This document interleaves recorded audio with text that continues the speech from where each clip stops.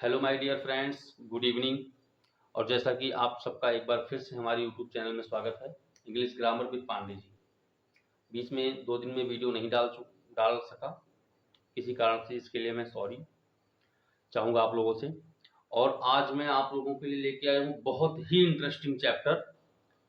एक बार अगर आपके दिमाग में ये चैप्टर बैठ गया, टेंस भूल जाओ कि मुझे टेंस दोबारा भी पढ़ने की जरूरत पड़ेगी, क्योंकि मैं आपको केवल एक वर्ड बताऊंगा, उस एक वर्ड से आप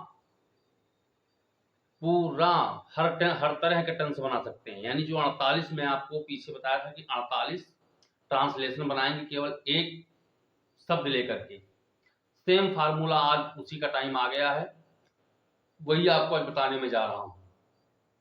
तो बिल्कुल ध्यान से कॉपी पेन लेके बैठ जाइए।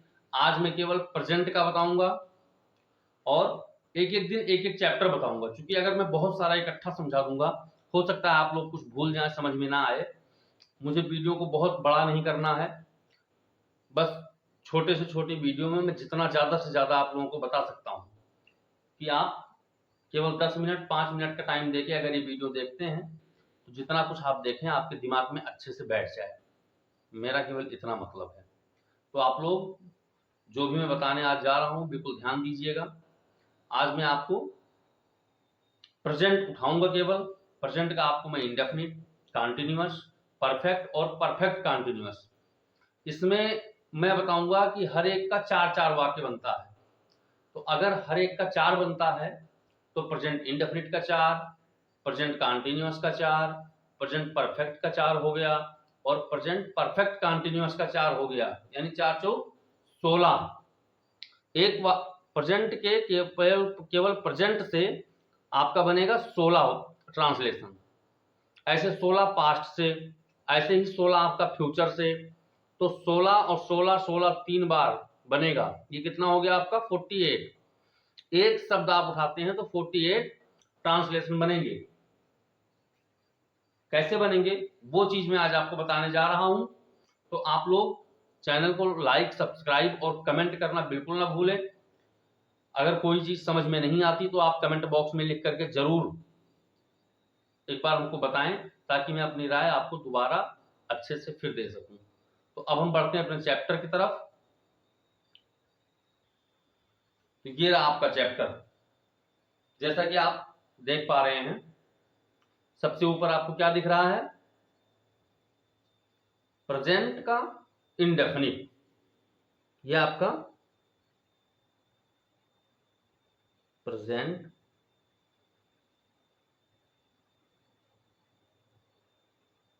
इंडेफिनिट टेंस है। प्रेजेंट इंडेफिनिट टेंस की मैंने आपको पहचान बताया था, इसमें भी दिया हुआ हूं कि प्रेजेंट इंडेफिनिट केवल ये 4 आपको मिलता है। ये 4 प्रेजेंट इंडेफिनिट के, ध्यान दीजिएगा। जिस वाक्य के अंत में ता है, ये देखिए यहां पे ता हूं आ गया। जिस वाक्य के अंत में ता है, ती है, ते हैं, है ना, प्रेजेंट, वही प्रेजेंट का इंडेफिनिट होता है। वो प्रेजेंट का इंडेफिनिट होता है। तो इसके लास्ट में क्या आया है? जाता हूं, लास्ट में ता हूं। यहां भी ता हूं, यहां भी ता हूं, ता। हमने एक वाक्य क्या उठाया? मैं बाजार जाता हूं। पहला हमने बनाया मैं बाजार जाता हूं। दूसरा मैं बाजार नहीं जाता हूं। मैं बाजार जाता हूं आपका सिंपल हो गया, या यहां पे लिख दिया हूं यस, इसका मतलब सिंपल। दूसरा मैं बाजार नहीं जाता हूं, यह आपका निगेटिव हो गया। तीसरा क्या मैं बाजार जाता हूं, प्रश्न पूछा गया है, यह आपका इंट्रोगेटिव हो गया। ठीक, एक टेंस से 4 बनेंगे। क्या मैं बाजार नहीं जाता हूं, यह आपका इंट्रोगेटिव एंड निगेटिव है। यह आपका इंट्रोगेटिव एंड निगेटिव, यानी प्रश्न भी पूछा गया है, क्या क्या मैं बाजार, और यहां नहीं भी लगा हुआ है, नहीं जाता हूं। क्या मैं बाजार नहीं जाता हूं, इंग्लिश कैसे बनती है? अब देखिए, सबसे पहले सब्जेक्ट लगाते हैं। सब्जेक्ट के बाद, सब्जेक्ट क्या है आपका? सब्जेक्ट आपका है मैं, या वह, तुम, वे। ये आपका सब्जेक्ट होता है। सब्जेक्ट मीन्स होता है कर्ता, जो काम को करे वही कर्ता होता है। तो बाजार जाने का काम कौन कर रहा है? मैं। तो मैं क्या हो गया? आपका कर्ता, यानी मैं आपका सब्जेक्ट हो गया। तो सबसे पहले हम सब्जेक्ट की इंग्लिश बनाते हैं, ठीक। तो सब्जेक्ट की इंग्लिश हमने बना दिया आई, आई मीन्स मैं। उसके बाद किसकी इंग्लिश बनाते हैं? वर्ब की। Subject, verb and object. ये देखो मैं लिख दे रहा हूं। सबसे पहले बनाते हैं सब्जेक्ट प्लस वर्ब, इसकी वर्ब की फर्स्ट अवस्था जो होती है, और प्लस ऑब्जेक्ट। सब्जेक्ट मीन्स होता है कर्ता, वर्ब मीन्स क्रिया, ऑब्जेक्ट मीन्स आपका होता है कर्म, ठीक। तो सब्जेक्ट है आपका आई। आई आपका क्या है? मैंने आपको टेंस में पीछे बताया है कि प्लूरल नंबर है। आई, वी, यू, दे, ये आपके बहुवचन है। अगर इनमें से सब्जेक्ट के रूप में कोई आता है तो वहां पे वर्ब में यानी क्रिया में यस या ईएस नहीं लगेगा। तो ये आपका प्लूरल नंबर आई आ गया। अब इसके वर्ब में यस या ईएस नहीं लगना है, तो क्या बनाएंगे? आई गो, यानी वर्ब की पहली अवस्था आई गो, और कहां जा रहे हैं? टू मार्केट मीन्स बाजार। आई गो टू मार्केट। दूसरा, मैं बाजार नहीं जाता हूं, तो आई आपका सब्जेक्ट है ही है। और प्रेजेंट के इंडेफिनिट में मैंने बताया था कि डू नॉट या डज नॉट का यूज करते हैं। अगर सब्जेक्ट आपका ही, सी, इट या कोई सिंगुलर नंबर का सब्जेक्ट है, एक वचन करता है, तो वहां पे हम डज नॉट लगाते हैं। लेकिन अगर प्लूरल नंबर है, जैसे आपका ये प्लूरल नंबर है, तो यहां पे हम लगाएंगे डू नॉट। तो आई डू नॉट, अब कहा? Go to market. I do not go to market, मैं बाजार नहीं जाता हूं। तीसरा आपका इंट्रोगेटिव आ रहा है, प्रश्न पूछा जा रहा है, क्या मैं बाजार जाता हूं? तो ध्यान दीजिएगा, अगर क्या, क्यों, कैसे आपके सेंटेंस के स्टार्टिंग में है तो उसकी इंग्लिश हम नहीं बनाते हैं। वाई, वाट, हुम, ये सब ऐसा कुछ नहीं लिखते हैं। अगर क्या, क्यों, कैसे वाक्य के आरंभ में ही आ जाए तो वहां पे हम क्या, क्यों, कैसे की इंग्लिश नहीं लिखते हैं। वाट, वाई, हुम नहीं, करते क्या है? हेल्पिंग वर्ब जो उसका होता है, उसी से हम उसका क्या, क्यों, कैसे की इंग्लिश बनाते हैं। तो जैसे क्या मैं बाजार जाता हूं, तो इसके हेल्पिंग वर्ब क्या है? डू, और या डज है। तो अब चूंकि प्लूरल नंबर है तो डू है यहां पे, तो यहां पे क्या की इंग्लिश के लिए हम डू लिखेंगे, ठीक। क्या मैं बाजार जाता हूं तो डू, और उसके बाद पूरा वही आई गो टू मार्केट, हो गया क्या मैं बाजार जाता हूं। अगर यही क्या, क्यों, कैसे हमारा बीच में आता है तो हम उसकी अंग्रेजी बनाते हैं। जैसे मैं बाजार क्यों जाता हूं, तो क्यों, क्यों की इंग्लिश होती है वाई, तो वहां पे वाई लिखेंगे पहले, why I go to market, है ना। लेकिन अगर क्या, क्यों, कैसे स्टार्टिंग में आता है तो उसकी इंग्लिश हम नहीं बनाते हैं किसी भी ट्रांसलेशन में, ठीक है ना। वहां पे हम हेल्पिंग वर्ब से इसकी इंग्लिश बना देते हैं।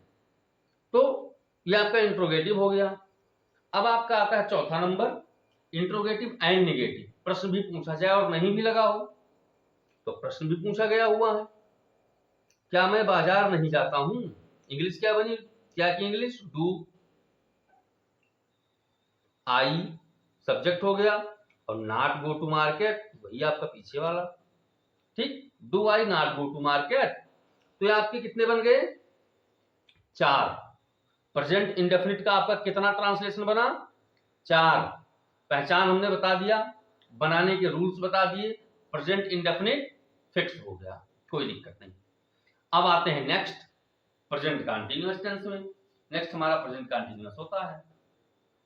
तो प्रेजेंट कंटीन्यूअस टेंस की पहचान क्या होती है, ये आप लोग इसमें देख पा रहे होंगे।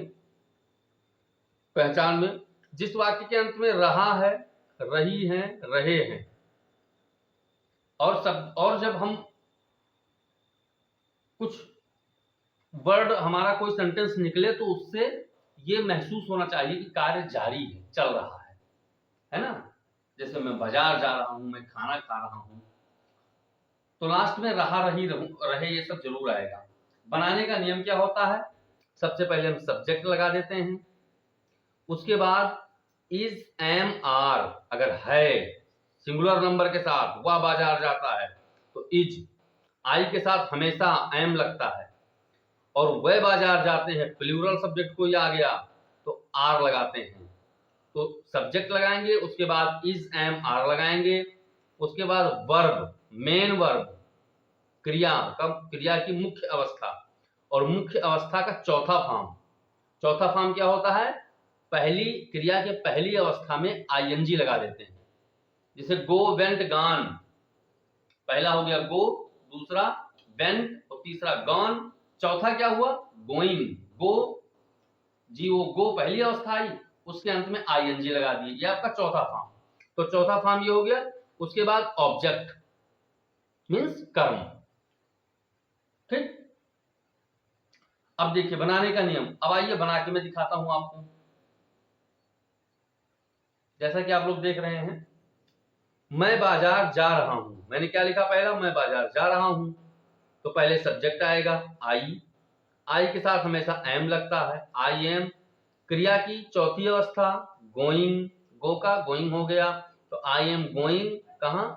To market. ठीक है। नेक्स्ट, मैं बाजार नहीं जा रहा हूं, तो फिर वही आई एम, आई के साथ हमेशा एम लगता ही है, और नॉट कहां? मैं नहीं, गोइंग वही रहेगा आपका, और टू मार्केट मीन्स बाजार। I am not going to market, मैं बाजार नहीं जा रहा हूं, सीधी सी बात है। नेक्स्ट आता है क्या मैं बाजार जा रहा हूं, फिर यहाँ पे क्या पहले आ गया है। तो अगर क्या पहले आ जाता है, मैंने बता ही दिया है आपको, तो उसकी अंग्रेजी नहीं बनाते हैं, उसको हम हेल्पिंग वर्ब से लिखते हैं। हेल्पिंग वर्ब हमारा क्या है? यहाँ पे एम है। कोई सिंगुलर नंबर होता तो इज होता, कोई प्लूरल होता तो आर होता। तो अब यहाँ पे चूंकि एम है तो हमने एम को पहले कर दिया। क्या मैं बाजार जा रहा हूं, तो एम पहले हो गया। ये क्या की इंग्लिश बन गई? Am I going to market. क्या मैं बाजार जा रहा हूं, बस सिंपल सा फंडा बन गया। नेक्स्ट आपका आता है क्या मैं बाजार नहीं जा रहा हूं, वही चीजें। तो एम आई नॉट, एम आई यानी पहले हम एम बनाएंगे क्या की इंग्लिश, उसके बाद सब्जेक्ट, सब्जेक्ट के बाद नॉट लगाते हैं, फिर वही वर्ब, वर्ब का अपना चौथा फॉर्म, ठीक है, और उसके बाद ऑब्जेक्ट। तो am I not going to market बन गया क्या मैं बाजार नहीं जा रहा हूं। अब आपका प्रेजेंट का आता है परफेक्ट टेंस, तीसरा नंबर आ गया। तो परफेक्ट टेंस की हमने पहचान आपको पीछे भी बताई थी, अभी भी देख लीजिए, ये आपके सामने है। प्रेजेंट परफेक्ट टेंस में हमने बताया आपको कि जिस वाक्य के अंत में चुका है, चुकी है, चुके हैं, चुका हूं आदि, यानी कार्य पूरा हो चुका है, प्रतीत हो रहा है कि कार्य अभी अभी पूरा हुआ है, बहुत टाइम नहीं लगा है। मैं खाना खा चुका हूं, इससे इन शब्दों से लग रहा है कि मैं खाना अभी अभी खा चुका हूं, अभी खा के खत्म ही किया हूं, है ना। बनाने का नियम क्या है? पहले सब्जेक्ट, सब्जेक्ट सब में पहले लगता है, तो पहले सब्जेक्ट लगता है, उसके बाद हेल्पिंग वर्ब। तो प्रेजेंट परफेक्ट टेंस जो है इसका हेल्पिंग वर्ब होता है हैज या हैव। क्या होता है? हैज या हैव। सिंगुलर सब्जेक्ट है, एक वचनकर्ता के साथ हैज लगाते हैं, बहुवचनकर्ता प्लूरल सब्जेक्ट के साथ हैव लगा देते हैं। उसके बाद मेन वर्ब यानी जो मुख्य क्रिया है, मुख्य क्रिया की हम तीसरी अवस्था लगाते हैं, थर्ड फॉर्म। जैसे गो है तो गो का वेंट हो गया सेकंड फॉर्म और गान हो गया थर्ड फॉर्म, तो हम यहाँ पे गान लगाते हैं, ठीक, यानी वर्ब की थर्ड फॉर्म लगाते हैं, और लास्ट में ऑब्जेक्ट लगाते हैं। सब में लास्ट में ऑब्जेक्ट लगाते हैं तो इसमें भी लगाते हैं। ये आपका बनाने का नियम हुआ। अब आइए बना के देखते हैं, ठीक। तो पहला वर्ड है मैं बाजार जा चुका हूं, तो मैं पहले सब्जेक्ट आ गया आई, उसके बाद हेल्पिंग वर्ब आपका आता है, हेल्पिंग वर्ब मैंने बताया हैज या हैव, तो चूंकि प्लूरल सब्जेक्ट है तो हैव लगेगा, आई हैव। और वर्ब की तीसरी अवस्था लगती है, बताया ही था, तो तीसरी अवस्था यहाँ पे क्या है? गॉन। आई हैव गॉन कहां, टू मार्केट। ठीक है ना। नेक्स्ट आपका आता है, थोड़ा सा वीडियो को बहुत बड़ा नहीं करना है इसलिए बढ़ा के चल रहे हैं, ध्यान देते रहिएगा आप लोग। मैं बाजार नहीं जा चुका हूं, तो आई हैव और उसके बाद नॉट लगा देंगे, helping verb, subject helping verb, उसके बाद नॉट। आई हैव नॉट कहां, गोइंग नहीं, gone, third form, to market. I have not gone to market, मैं बाजार नहीं जा रहा हूं। क्या मैं बाजार जा चुका हूं, क्वेश्चन आ गया। अब क्या पहले फिर आ गया है, तो यहां पे क्या की इंग्लिश के लिए हम वही पुराना अपना हेल्पिंग वर्ब। क्या मैं बाजार जा चुका हूं, तो हेल्पिंग वर्ब आपका हैव है इसमें, तो have I gone to market. ठीक, हेल्पिंग वर्ब का भी काम कर दिया और यहाँ पे क्या की इंग्लिश भी बन गई, have I gone to market. ठीक है ना। क्या मैं बाजार जा चुका हूं। चौथा आपका, क्या मैं बाजार नहीं जा चुका हूं, तो हैव, वही क्या के लिए हैव लगा दिए, हैव आई और उसके आई के सब्जेक्ट के तुरंत बाद नॉट लगाएंगे। हैव आई नॉट कहां, gone to market, have I not gone to market. ठीक, प्रेजेंट परफेक्ट हो गया, बिल्कुल इतना ही है, बहुत ज्यादा टेंशन लेने की जरूरत नहीं है। नेक्स्ट आपका आ जाता है प्रेजेंट का परफेक्ट कंटीन्यूअस टेंस। तो प्रेजेंट परफेक्ट कंटीन्यूअस टेंस मैंने बता ही दिया था आपको, पीछे भी पहचान इसकी क्या है, पहचान एक बार फिर से सुन लीजिए। जिस वाक्य के अंत में रहा है, रही है, रहे हैं आदि, ये तो आते ही आते हैं, उसके साथ साथ उसमें समय दिया होता है, उसके साथ साथ उसमें समय दिया होता है।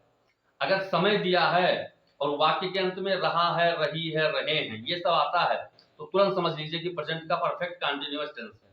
जैसे मैं 2 घंटे से बाजार जा रहा हूं, कंटीन्यूअस टेंस में है कि मैं बाजार जा रहा हूं, और परफेक्ट कंटीन्यूअस टेंस में है समय दिया है कि मैं 2 घंटे से बाजार जा रहा हूं, तो मैं 2 घंटे से बाजार जा रहा हूं।